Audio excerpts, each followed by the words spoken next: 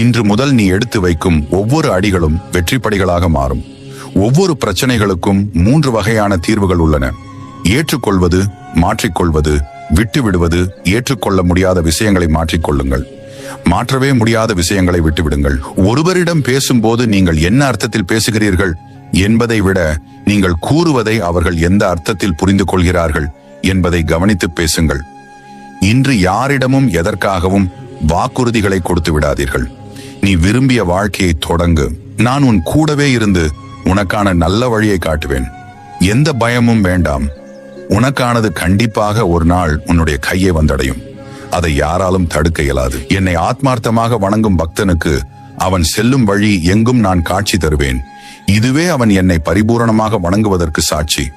தப்பி தவறியும் ஒரு முறை மனதை உடைத்தவர்களை மன்னித்து இன்னொரு வாய்ப்பு கொடுக்கலாம் என்று மட்டும் நம்பிவிடாதீர்கள். முன்பை விட அதிகமாக உடைத்து தூளாக்கிவிட்டுத்தான் அடுத்த வேலையை பார்ப்பார்கள். எந்த பிரச்சனையாக இருந்தாலும் என் பாதத்தில் சமர்ப்பித்து விடு, நான் பார்த்துக் கொள்கிறேன். உன் மனதில் எவ்வளவு வலிகளை நீ சுமந்தாலும் உன் உதட்டில் எப்பொழுதும் சிரிப்பை வைத்திருக்கும் என் பிள்ளைக்கு வலிகள் போக்கும் மருந்தாக நான் உன்னோடே இருந்து உன் கஷ்டங்கள் அனைத்தையும் நான் போக்குவேன். இனி எப்பொழுதும் உன் முகத்தில் அந்த சிரிப்பை நிரந்தரமாக்குவேன். நிம்மதி எங்கு தேடியும் கிடைக்கவில்லை என்று புலம்பாதே. ஒரு சிறு பறவையின் பசி தாகம் தீர்த்துப்பார். நான் உன்னுடன் தான் இருக்கிறேன். ஆனால் நீயோ என்னை வேறு எங்கேயோ தேடிக்கொண்டிருக்கிறாய். அமைதியாக அமர்ந்து உன் இரு கண்களையும் மூடி என்னை நினைத்து தியானம் செய். வீணாக குழம்பாதே. முதலில் தைரியமாக இருக்க கற்றுக்கொள். தேவையில்லாமல் உன்னை வருத்திக் கொள்ளாதே.